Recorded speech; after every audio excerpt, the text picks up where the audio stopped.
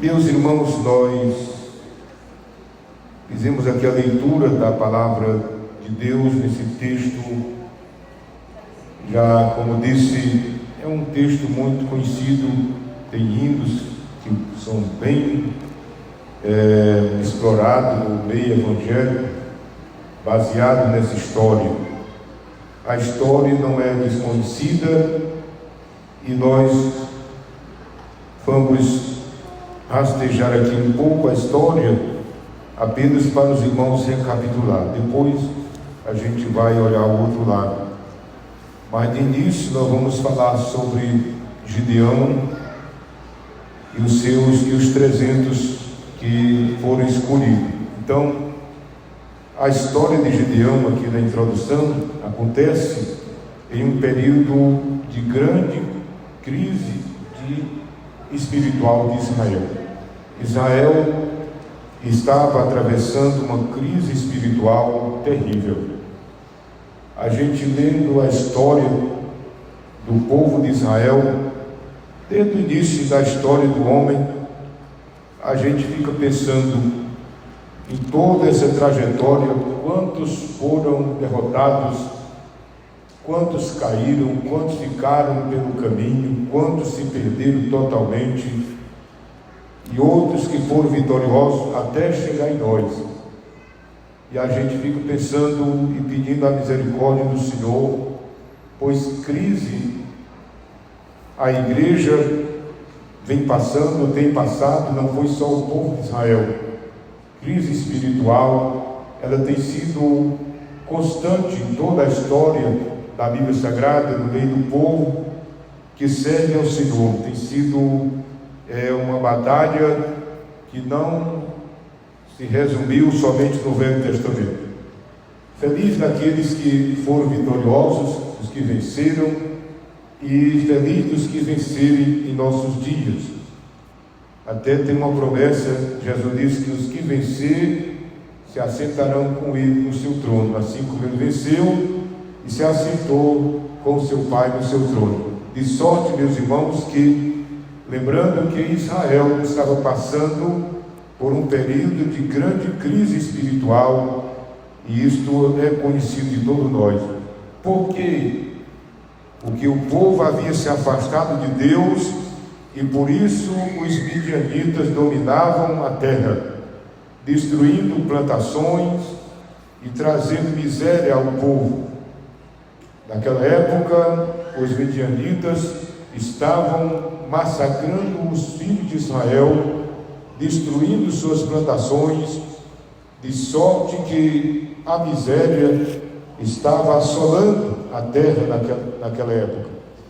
Então, queridos, mas nós olhamos aqui que Deus levanta Gideão para mostrar que a vitória não depende da força humana, mas da presença e do poder divino.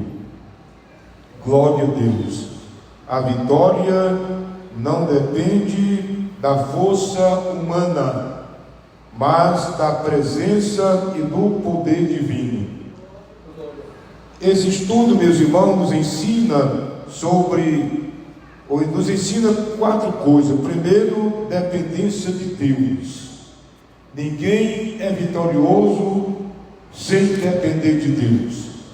Ninguém vence sem depender de Deus. A segunda coisa que ele nos ensina é que nós precisamos de santidade e vigilância. Então, santidade e vigilância é algo interessante e que aprendemos nesta lição. Também, em terceiro lugar, aprendemos que fé, ela deve habitar em nós em tempos difíceis. Isso não é fácil, mas veja que fé em tempos difíceis é exatamente uma prova ou uma demonstração daqueles ou de quem está realmente de verdade batalhando pelo servir a Deus. E a quarta coisa que nós aprendemos é vitória sobrenatural, vem da parte do Senhor nosso Deus. Então, não se vence sem depender de Deus. Então, a santidade e a vigilância é indispensável na vida de todos. Fé em tempo difícil, irmão, ninguém diga que é fácil isto. São coisas que falamos e que precisamos atentar para o que falamos, porque não são coisas fáceis. Quando tudo está bem, é fácil ter fé. Agora, em tempos difíceis, não é fácil. Também, alcançar vitória sobrenatural é para os que perseveram, é para aqueles que mantêm essas 4 aprendizagens aqui. Se depender de Deus, se viver uma vida de santificação e vigilância, manter a fé no tempo difícil, então alcança vitória sobrenatural. Primeiro, nós lemos o contexto da chamada de Gideão, que vem do capítulo anterior, vem dos versículos anteriores que nós lemos. E Israel estava sofrendo 4 situações. Quantas situações que eu falei? 4. Diga comigo. Primeiro, estavam oprimidos. Segundo, estavam debaixo de sofrimento. Terceiro, estavam escondidos. Quarto, estavam com medo. Israel estava com medo, por isso o povo não tinha uma liderança definitiva. Você já pensou quando uma família não tem uma liderança? Alguém já parou para pensar nisso? Uma família que não tem liderança é triste, mas há. Sim ou não? Porque, irmão, toda família tem que ter uma liderança. Não precisa, às vezes, o pai não existe mais, já morreu, mas tem uma pessoa, um irmão, um sobrinho, alguém que na hora ele assume uma posição, chama os outros e diz: é por aqui, vamos fazer assim, não faça assim, orienta, ensina. Mas infelizmente tem família que não tem liderança, cada um vem por sua conta, faz, desculpa a expressão, mas faz a besteira que quer e não tem ninguém para corrigir. Isso é mais do que triste, é prejudicial. O povo de Israel estava dessa forma. Observe que eles estavam empobrecidos, oprimidos, escondidos e com medo, de sorte que ninguém tomava iniciativa para liderar nada. Cada um estava procurando sobreviver. Mas no meio de tudo isso aparece alguém que usa a inteligência e que, debaixo de temor, procura uma forma de escapar dos inimigos. Então, os midianitas, meus irmãos, eles roubavam as colheitas, eles roubavam os animais e também o sustento do povo de Israel, de sorte que eles assolavam. Nada prosperava com o povo de Israel, porque eles dominavam e com isso eles assolavam a nação de Israel. Israel chegou ao ponto de se esconder em cavernas, todo mundo fugindo para escapar.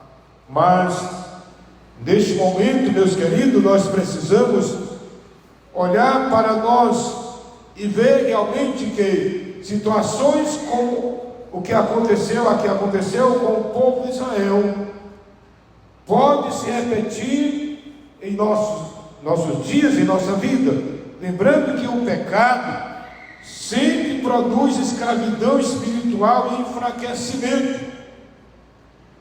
Assim como o povo de Israel estava fracassado porque eles tinham pecado contra Deus, não é diferente de qualquer comunidade, qualquer organização, por mais santa que ela seja.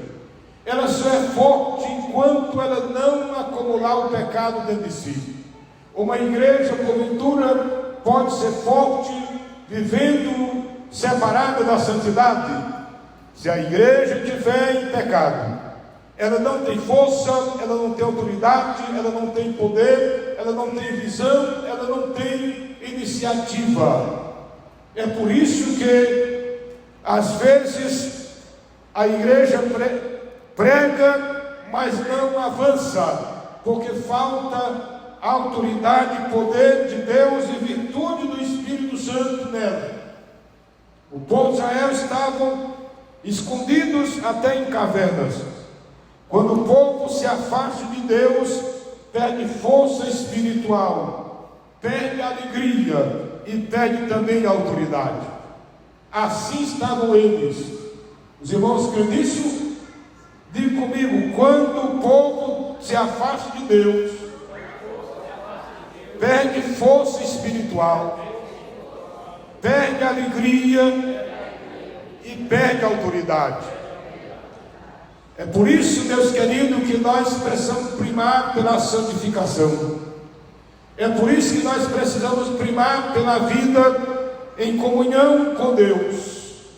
Precisamos zelar pela doutrina da palavra do Senhor, para que se mantenha o pecado longe, afastado da igreja, e a igreja também esteja numa posição longe, para que não viva uma vida de derrota. Segunda coisa, Gideão, um homem improvável. Se você ler os versículos 11 a 15, observe que Gideão, ele estava, meus irmãos, malhando trigo no lagar, escondido dos inimigos. Ele, apesar de todos estarem com medo, estar escondido, Gideão se destaca aqui por ser uma pessoa estratégica. Todos sabem que o lagar era apropriado para pisar a uva, mas Gideão, com a sua inteligência, para escapar dos seus inimigos, ele leva o trigo para o lagar, visto que não era tempo de uvas. Então os inimigos jamais poderiam pensar que havia trigo naquele lugar. Apesar de ele estar lá, ele sabia que não era um lugar apropriado, mas ninguém ia procurar trigo no lagar, visto que o lugar era próprio para pisar uvas e não trigo. E os seus inimigos não sabiam dessa estratégia de Gideão. Agora observe que quando Deus realmente se manifesta a Gideão, ele disse: minha família é a mais pobre e eu o menor. Queridos, por isso que eu digo que Gideão era um homem improvável. Ele não tinha uma família de representação. Ele não tinha um nome que se sobressaísse. Ele não tinha uma posição de status. Ele não tinha status. Ele era realmente uma pessoa pobre, de uma família pequena, um homem que não tinha aparentemente nenhuma condição de ser um líder. Mas acima de tudo isso estava uma virtude importante, que era realmente uma percepção de fugir dos seus inimigos, a fim de que ele não fosse esmagado, perseguido e esmagados por ele. Mas quando ele ouve a voz do anjo do Senhor que se manifesta, então ele diz as suas qualidades, fala realmente da sua pobreza, fala da sua incapacidade, mas Deus o chamou. Louvado seja o nome do Senhor. O Senhor, ao ouvir a voz de Gideão, disse: o Senhor é contigo, homem valoroso.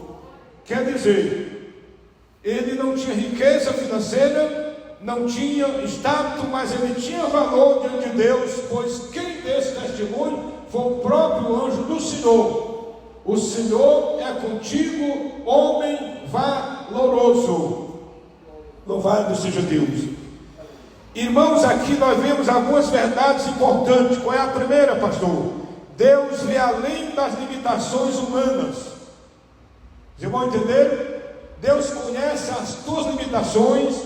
Talvez tem hora que você fica nervoso, preocupado, se achando nada, incapaz. Fique tranquilo, Deus vê além das incapacidades humanas. Este Deus é o Deus que vê todas as coisas. Ele vê, meus irmãos,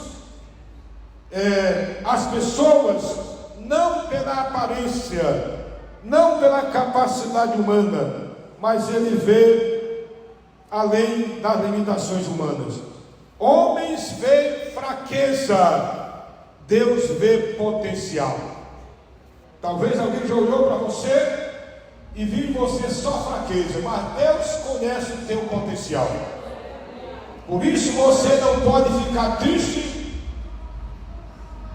nem desanimado. Se alguém não viu em ti nenhuma virtude, fique tranquilo que Deus já viu. Ele vai usar você segundo a sua vontade, dentro da tua capacidade. Você vai ser um sucesso nas mãos de Deus. Louvado seja o Senhor para sempre.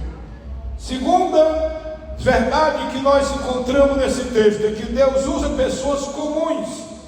Gideão não era guerreiro famoso, ele não era soldado guerreiro, ele era uma pessoa comum. E Deus gosta de usar exatamente aqueles que os homens já rejeitaram e que não viram deles nada. Deus vai dar para provar aquilo que está escrito na sua palavra. Ele ergue do lixo, tira do lixo, ergue do monturo e coloca no meio dos príncipes, porque Ele é Deus. Louvado seja o nome do Senhor Jesus. Aleluia. Louvado seja Deus. Tem hora que a gente se alegra em pensar nisso. Glória a Deus.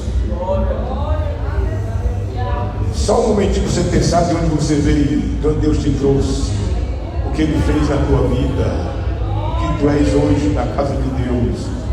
Só em você ser salvo na pessoa de Jesus é motivo de levantar as mãos para o céu e adorá-lo.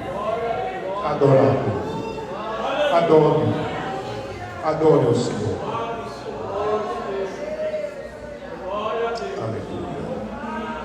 Aleluia. Glória a Jesus. Deus usa pessoas comuns. Louvado seja o nome de Jesus.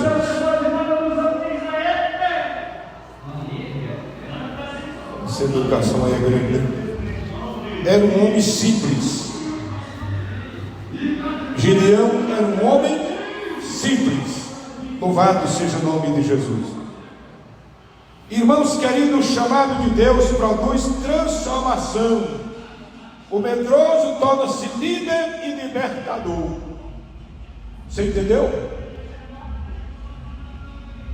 Escute aqui. O chamado de Deus produz transformação. O medroso tornou-se líder e libertador. Estava lá escondido no lagar, para não ser visto pelos seus inimigos. Mas dentro daquela situação, ele estava, irmão, ele tinha uma percepção, que era preparar o futuro, seu futuro e da sua família, preparar a manutenção para se manter juntamente com sua família. E Deus, ele aprovou isto. Gideão era medroso, mas era zeloso. Ele estava trabalhando para a manutenção da sua família, escondido, malhando trigo, quando o anjo do Senhor se manifesta lá, chama ele de varão valoroso. Varão valoroso. Então, aquele homem medroso tornou-se líder e libertador. Louvado seja o nome do Senhor Jesus. Se Deus te colocou para realizar uma tarefa, não temas, não fique com medo. Deus vai te colocar exatamente na posição que Ele já preparou. Ele vai te dar a graça de você realizar com muita coragem. Ele vai te usar nas suas mãos. Ele vai te encher de sabedoria. Ele vai te dar conhecimento. Ele vai agir por tua vida. Aleluia. Louvado seja o nome do Senhor. De repente, meus irmãos, aquele homem que era medroso, que estava escondido, ele se manifesta, ele aparece, e ele começa, meus queridos, mover ações que chamam a atenção do povo de Israel. Você se lembra? Gideão fez umas coisas surpresas que o povo não entenderam. Ele começou pela casa do pai dele. Ele começou derrubando os altares da idolatria da casa de seu pai. Ele começou derrubando bosques. E alguém ficou atribulado, o próprio pai. Mas o que é isso? Quem fez isto? Mas tinha alguém curioso e que percebeu e disse: isto é exatamente a mão de Gideão. Então, Deus quer que nós comecemos, mas comecemos pela nossa casa. Queridos irmãos, Deus chama. Não fique perturbado com o chamado de Deus, porque se Ele chama, Ele sabe como vai usar. Então, Deus não procura os mais capacitados. Deus capacita os que Ele chama. Louvado seja o nome do Senhor. Entenda isso. Deus não chama os capacitados. Deus capacita os que Ele chama. Então, se foi Ele que te chamou, Ele vai te capacitar. Ele vai te usar. Ele vai te levantar. Ele vai te erguer. Ele vai falar realmente na hora certa. E você vai ser uma bênção nas mãos dele. Louvado seja o nome do Senhor. A terceira coisa que nós aprendemos aqui é a redução do exército. Eu estou caminhando rápido porque eu quero mostrar um outro lado dessa história. Do versículo 1 ao versículo 8 do capítulo 7. Veja que Gideão tinha quantos soldados? De comigo 32 mil homens. 32 mil homens. Os inimigos, meus irmãos, eram numerosos como gafanhotos. Não tinha, era tanta os soldados de Midianita com seus aliados, eram tantos que eram como gafanhotos. Gideão tinha apenas 32 mil. Quando ele convoca o povo, apenas 32 mil apareceu. Eram só esses homens de Israel? Não. É porque toda batalha, meus irmãos, é um desafio. Quem não tem coragem de desafiar para reunir o povo, não tem condição de liderar ninguém. Quando você tem coragem de dar um brado, toca a trombeta para reunir pessoas, é porque você está disposto a liderar pessoas. Se você não tem essa disposição, não faça nada. Agora, se você tem Gideão, daquele homem medroso que estava lá, malhando trigo no lagar, agora se apresenta aqui como um homem que tem coragem de fazer um desafio. Toca uma trombeta para reunir o povo para uma guerra. Já pensou, irmão? Deus começa a mudar a história. Deus tira Gideão daquele lugar escondido e começa a colocar na frente do povo e dá ousadia para ele convocar o povo para a batalha. Parece, meus irmãos, um desafio muito grande, mas Deus estava no controle de tudo. Louvado seja o nome do Senhor. Então, observe que eu disse que ele tinha quantos soldados? Quantos homens? 32 mil. Os inimigos eram numerosos como gafanhotos, eram incontáveis. Mesmo assim, Deus disse: muito é o povo. Irmão, você já pensou? Você está diante de um desafio, uma guerra insultada por outros, e os inimigos são tantos que não se pode contar. você reúne apenas 32 mil homens. E Deus se manifesta e diz: não, esse povo é muito. É muita gente. Gideão, meus irmãos, com certeza, se fosse eu, a fé tinha ido lá buscar o canhar. E eu tinha dito: agora eu não estou entendendo mais nada. Eu estou achando 32 mil pouca gente. E Deus disse que é muito. Meus queridos, aí vem a primeira redução. A palavra de Deus diz que Deus disse para que eles não digam, para que Israel não diga: pela minha própria mão eu alcancei livramento. Manda uma pessoa sair por um meio. Irmão, tinha gente naquelas montanhas por todo lugar. Eu estava naquelas montanhas e os inimigos estavam lá no vale. E o pregoeiro estava dizendo: assim manda dizer Gideão: os covardes e os medrosos voltem para casa. Irmãos, quantos mil voltaram? 22 mil, meu Jesus. É aqui onde eu digo, eu lendo essas histórias e fico olhando: Senhor, desde o início a gente lê a história e vê que uns foram vitoriosos, mas muitos fracassaram, ficaram pelo caminho, se desviaram, morreram sem Deus. E outros foram vitoriosos debaixo de muito sofrimento. E a história vem de lá para cá, entrou o período da igreja e tem sido assim. E hoje hoje são os nossos dias, entendeu?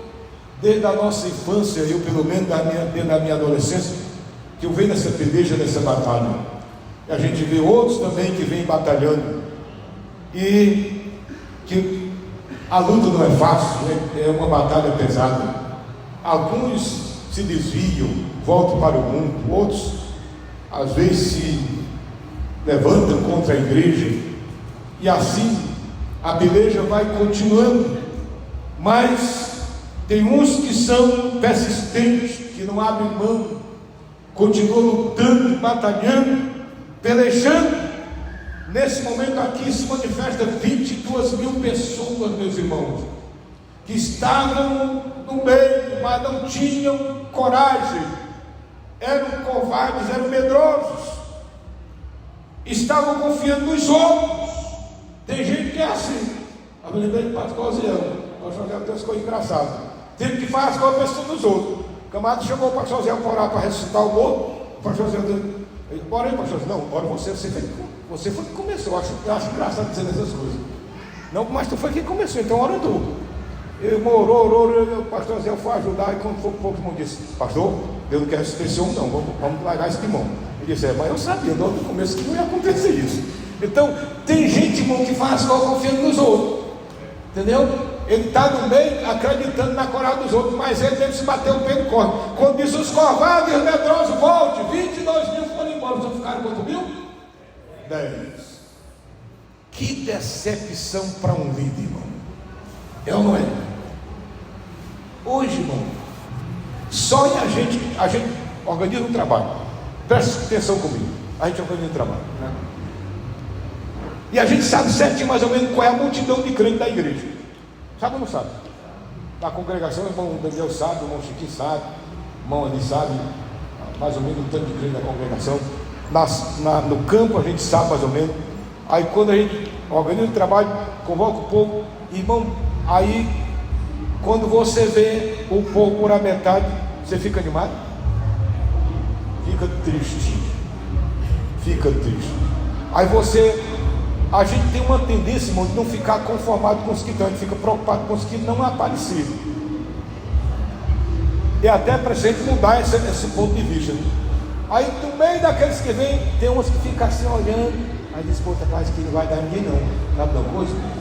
Irmão, vou lá em casa. Olha a estratégia dos medrosos. Irmão, vou lá em casa enquanto se reúnem os outros por aí. É nada, ele quer fugir, entendeu? Ele quer fugir, porque ele é daqueles que gostam de estar no meio da multidão. Vamos dizer assim, tem muita gente, eu estou no mesmo, mas ninguém vai nem me ver. Quando 22 mil foram embora, o líder ficou decepcionado. Eu acredito que Gideão não entendeu até então. Aí Deus disse de novo para Gideão: ainda é muita gente, é muito povo ainda. Então Segunda redução, Deus fez o teste das águas. O teste das águas. Dois grupos surgiram neste momento, meus queridos. Quantos grupos? Dois. Primeiro, os que se ajoelharam totalmente, perderam a vigilância. Houve um grupo de pessoas que chegaram nas águas, se ajoelharam, colocaram a cara dentro da água, o rosto e a boca dentro da água e beberam como gado. Quer dizer, não tinham percepção, não tinha visão do inimigo que podia se aproximar e matá-los na beira da água. Mas 300 pessoas, os que levaram a água com a mão, a boca, continuaram atentos. Quantos? 300. Esses foram escolhidos, 300 homens. Aí, irmão, acompanhe o raciocínio. A gente vem acompanhando e a gente vai vendo como é a batalha. Vai ficando um para o lado, outro cai, outro sai tropeçando, outro se levanta contra, outro foge e vem de lá para cá. Nós vamos seguindo para o final da história. Só nessa etapa aqui foram embora esse tanto de gente. Só foram aprovados quantos? 300 homens. 300 homens. Então, eu agradeço a Deus por essa história que nos traz ensinamentos. 300 homens foram escolhidos. Irmão, a batalha era grande, o exército era infinito, ou quase infinito, o exército inimigo. E agora o líder fica com 300 homens, e ele fica, uma coisa nós temos que entender, ele estava agora certo de que a batalha que ele ia travar não dependia dos homens, ela dependia exclusivamente do Deus que falou com ele. É assim, enquanto a gente encontra em que se agarrar, a gente confia naquilo que pode se agarrar. Quando falta tudo, a gente se lembra que agora só tem um refúgio que vem de cima, que vem de Deus. E assim Gideão prosseguiu. Eu disse que queria passar esse rapidinho, que eu quero falar do lado teológico desse texto, porque a história todos conhecem, entendeu, irmão? A história, a narração dessa história todo mundo conhece, mas eu gostaria de falar o outro lado, falar um pouco sobre o lado teológico de Gideão e os 300, porque o lado teológico é o que mais nos interessa, visto que o lado histórico ele é muito conhecido. Então, do lado teológico, a narrativa de Gideão não é apenas uma história de guerra. A história nós falamos até aqui, mas não é apenas uma história de guerra. Ela possui profundas verdades teológicas sobre Deus, o homem, a graça, a fé e a soberania divina. Entendeu, irmão? Sempre que nós olhamos o lado teológico de cada texto, a gente começa a descobrir que por trás da história existe realmente, como disse o pastor Elias, a pedagogia de Deus, que leva a gente a um aprendizado, que nos conduz a um ensinamento que alcança não somente os ouvidos do nosso físico, mas alcança também os ouvidos da alma. Então, primeiro, vamos olhar aqui a teologia da soberania de Deus. O tema central do texto é: Deus é quem concede a vitória. Amém, queridos? Quem lutou foi Gideão e os 300. Mas a vitória, o lado teológico nos faz entender que Deus é quem concede a vitória. No capítulo 7, versículo 2, Deus disse: muito é o povo para eu entregar os midianitas. Irmão, Deus reduz o exército para impedir que Israel pensasse: a minha própria mão me livrou, ou a minha própria mão me livra. Aqui nós temos verdades teológicas. A salvação e a vitória pertencem ao Senhor. Está entendendo? Diga comigo: a salvação e a vitória pertencem ao Senhor. Louvado seja Deus. Você sabia que tem muitas vezes que as pessoas cantam, as pessoas pregam, e tem uma tendência de elogiar o personagem.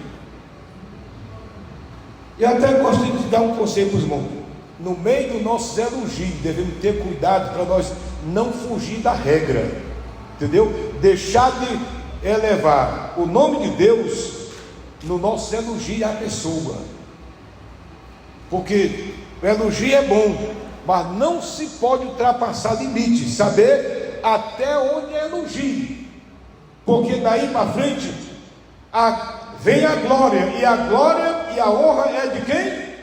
De Deus.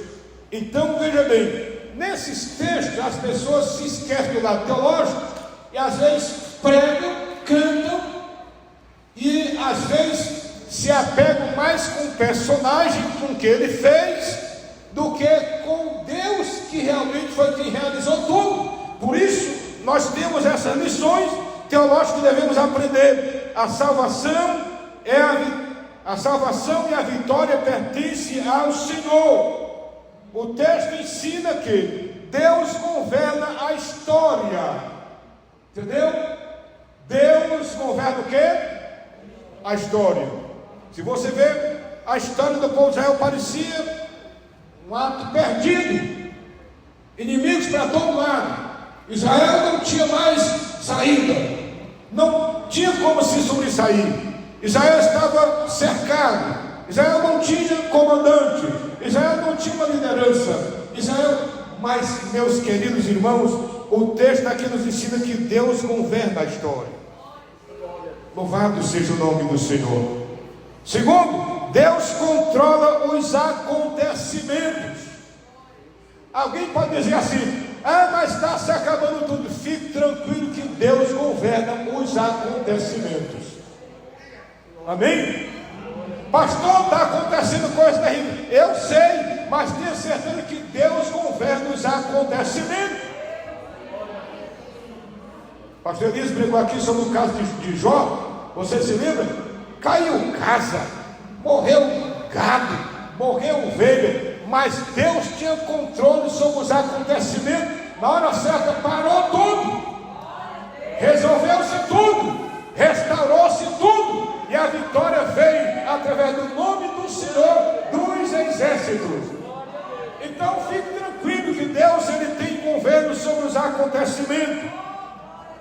É este o lado que nós precisamos atentar melhor para a história de Gideão. Louvado seja Deus. Se não ficar encantado com Gideão, eita, mas Gideão. Irmão, Gideão só foi um personagem que Deus usou, entendeu? No controle da história, para mostrar que a vitória não vem dos homens, vem de Deus. Louvado seja o nome do Senhor. Terceiro, Deus determina o resultado da batalha. Você está entendendo?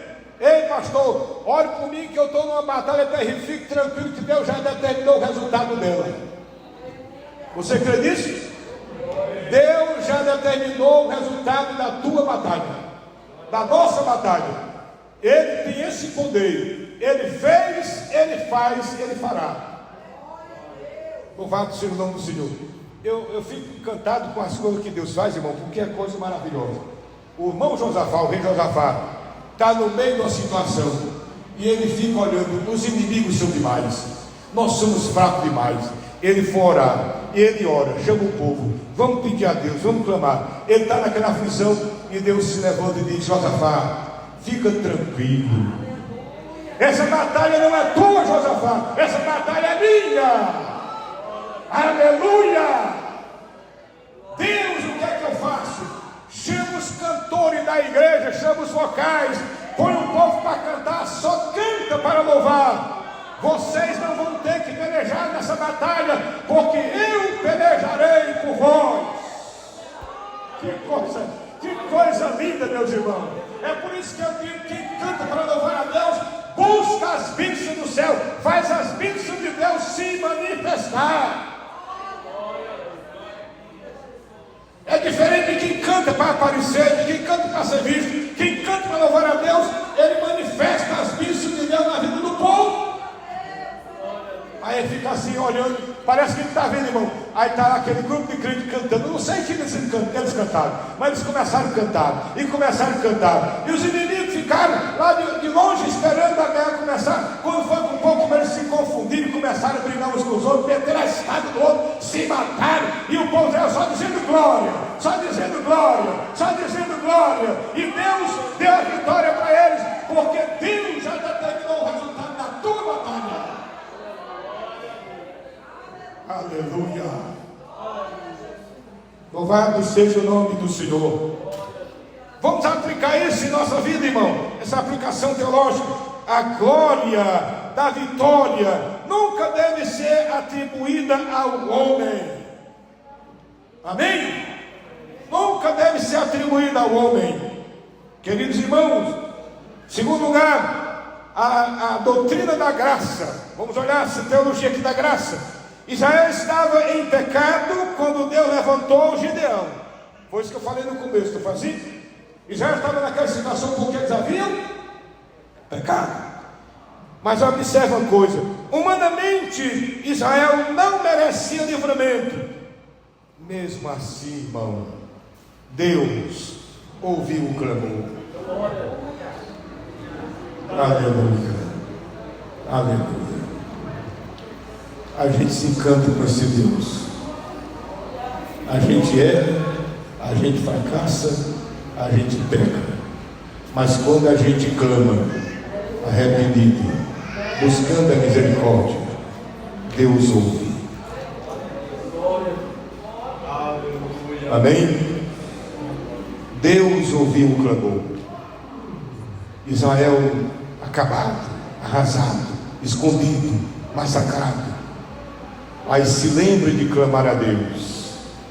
Aí Deus ouve o clamor. Eu me lembro lá do povo do Egito. Passaram tantos anos separados de Deus, em pecados. O sofrimento só aumentava a cada dia. Mas um dia Deus levantou alguém que resgatou a história e disse: tem uma promessa. Irmão, há uma promessa de Deus. Aleluia. Disse para os outros: tem uma promessa de Deus.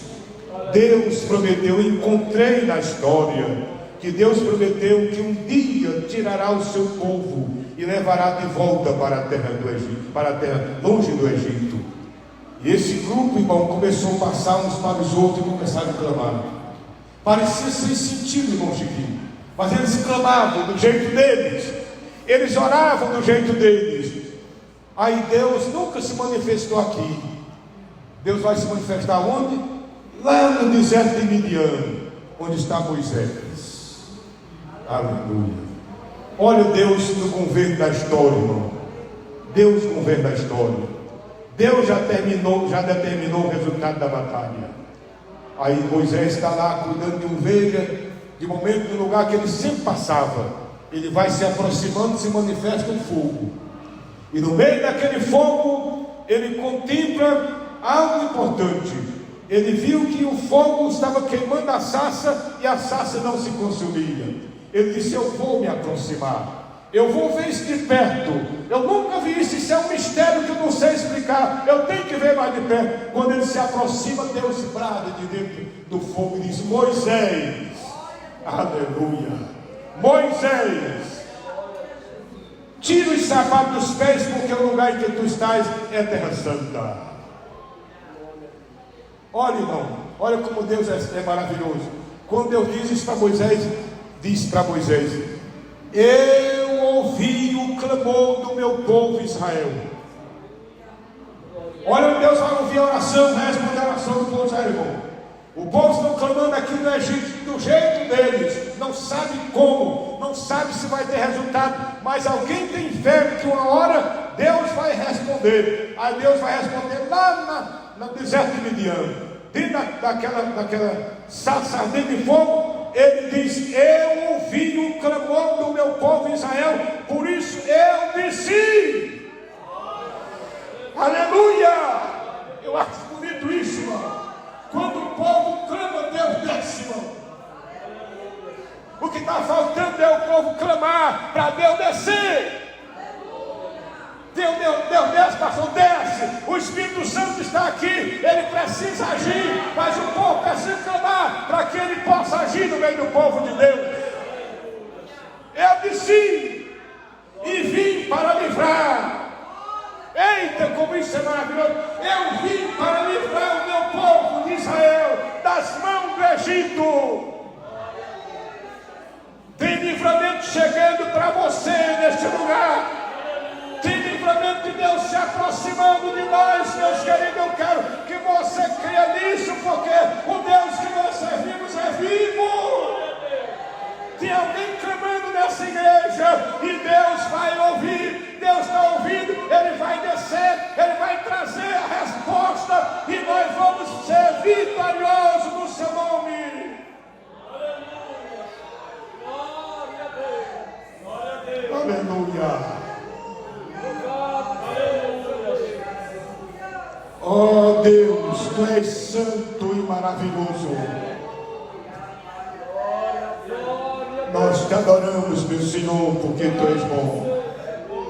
Aleluia.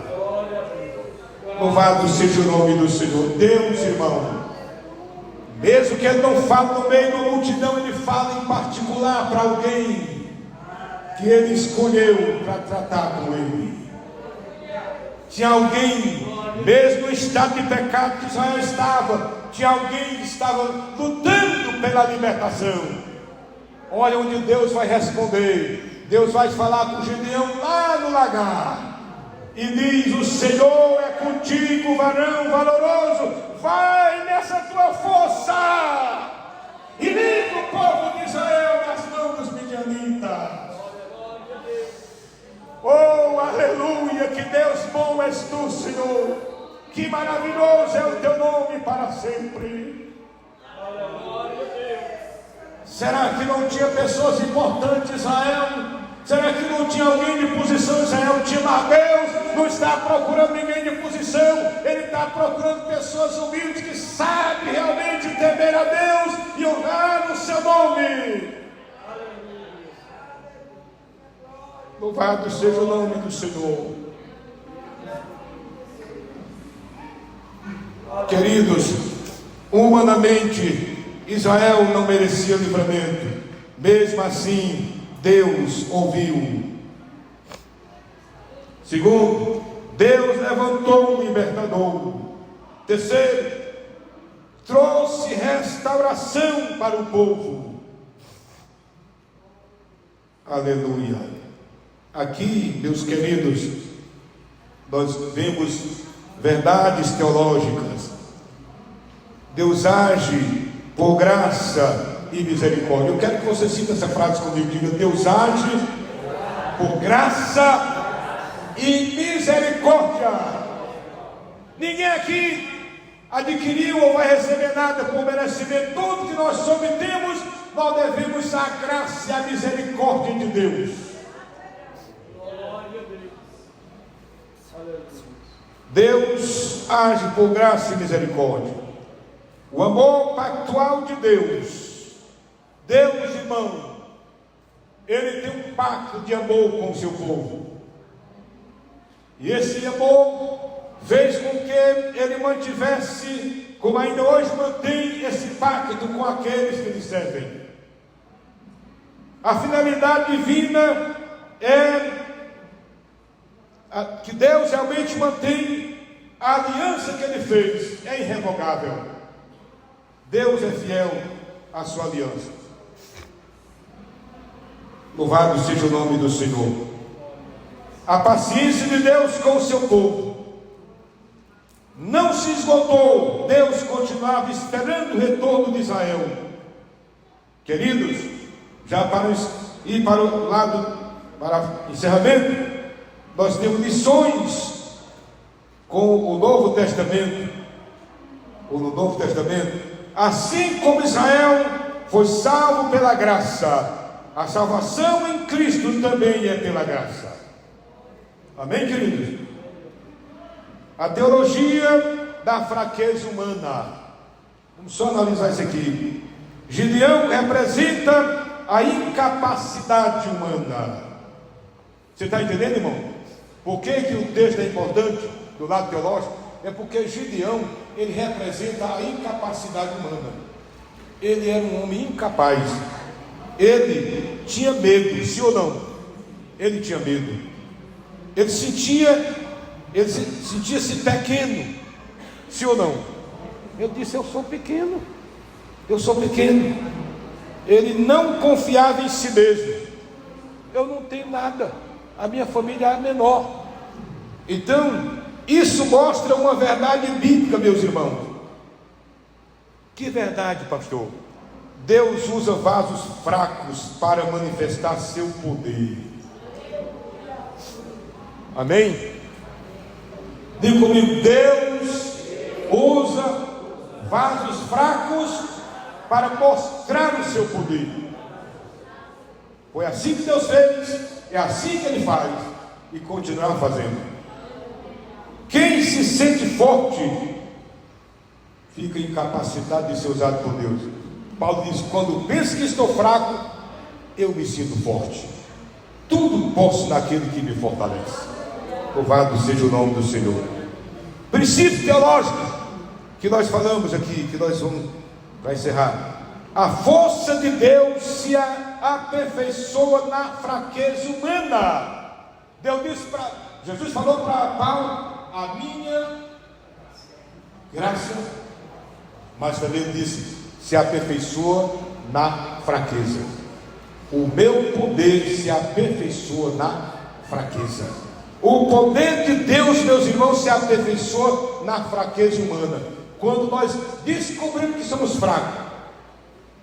Estou falando de carne, não, estou falando de vida espiritual, de potencial.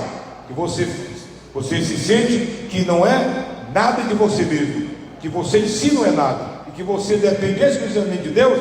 Então o poder de Deus se aperfeiçoa nessa fraqueza. Deus escolheu poucos homens, armas improváveis, um líder inseguro, para demonstrar o quê? Para demonstrar que o poder pertence a Deus. Olha, irmão, o que é que Deus escolhe? Deus diz para Gideão arranjar o quê? Buzinas. As buzinas eram feitas de chifre de carneiro. Olha só, eu estou dizendo aqui que Deus escolhe poucos homens, 300 só, entendeu? Armas improváveis, chifre de carneiro, trombetas, cântaros, entendeu? Cântaros, um objeto frágil, e tochas, entendeu? Tochas. Então ele levanta, Deus escolhe poucos homens, armas improváveis, um líder inseguro, para demonstrar o poder pertence a Deus. O poder pertence a Deus. Aí, queridos, a teologia da eleição e separação. Nem todos permaneceram no exército, porque voltaram primeiro 22.000, depois 9.700 voltaram. Houve eleição, diga comigo, na escolha de Deus houve primeiro o quê? Eleição. Deus elegeu quantos? Deus elegeu quantos? 300. Houve eleição, houve separação, de separa os que forem, separação, entendeu? E escolha.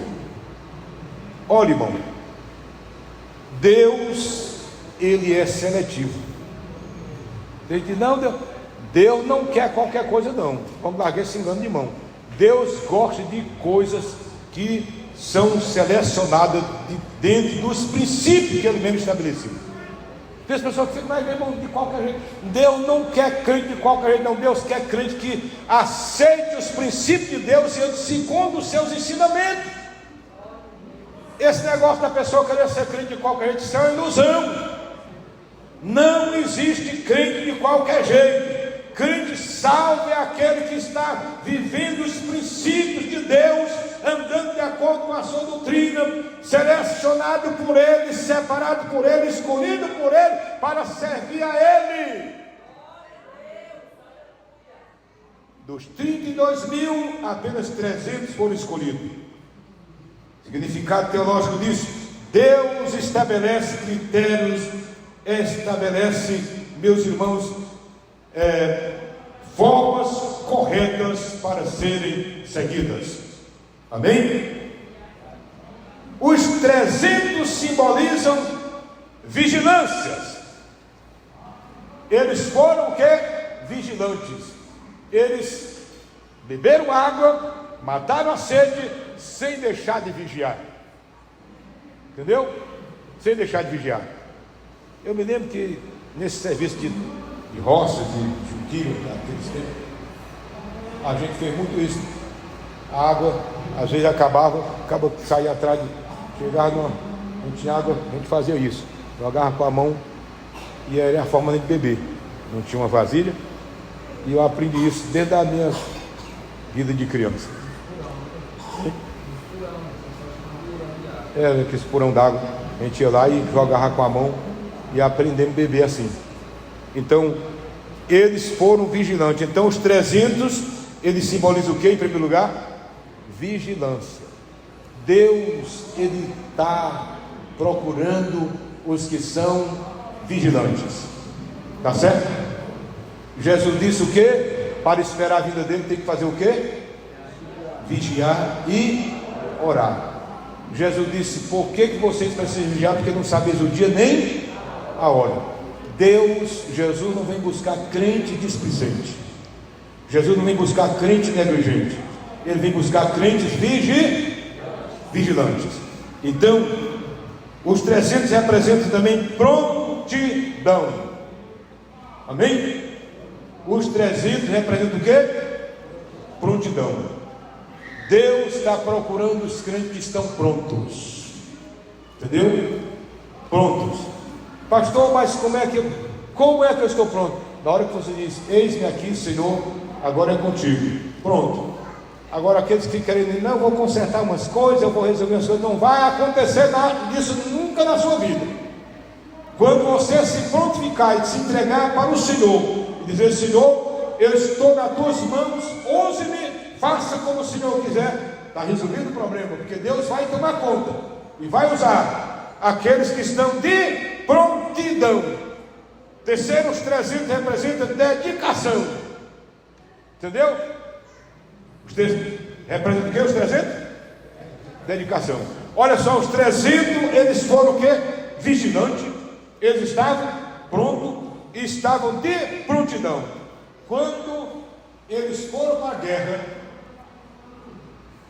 todos os 300 tinham as armas que Josué mandou que levasse. Tinha o quê? Buzina, cântaro, tocha. Já pensou? Ah, se nós tivéssemos tempo nós falar disso. A teologia da fé e a obediência. Humanamente a estratégia era absurda. Trombetas, cântaros, tocha. Isso parecia uma coisa absurda. Mas Gideão obedeceu. Foi assim que Deus mandou. Faça assim, irmão. Deus disse que é para levar cântaro, tocha e trombeta. Gideão obedeceu. Verdade teológica que nós temos aqui. A fé se expressa em obediência. Ei, irmão, você quer saber quem é crente de fé na igreja? Procura os crentes que obedecem. Está entendendo? Crente que anda por onde ele quer, vai para onde quer, deixa a igreja dele e vai andar batendo perna do mundo, caçando o que não perdeu, por onde ninguém mandou, fazendo o que não está na agenda da igreja, isso não é fé. Você procura os crentes de fé através de quê? Da obediência. O pastor diz: é para cá, ele está para cá, é por aqui, ele vai por aqui. E para aí, parou. Vamos. Tem gente que ensina o último, tem gente que fala farofa no dedão para dizer fé. Nada, irmão. Fé se encontra aonde? Na obediência. Gideão poderia ter dito: Senhor, esses negócios servem para alguma coisa, esses chifres de carneiro, esses potes em velho de barro, e essa tochazinha. Gideão não questionou nada, disse: irmão, Deus disse que é tocha, cântaro e trombeta. Louvado seja o nome do Senhor. Então, irmão, mesmo sem compreender totalmente, Gideão creu, Gideão avançou, Gideão confiou a presença de Deus como garantia da vitória. No capítulo 6, versículo 16, Deus disse: porquanto eu hei de ser contigo.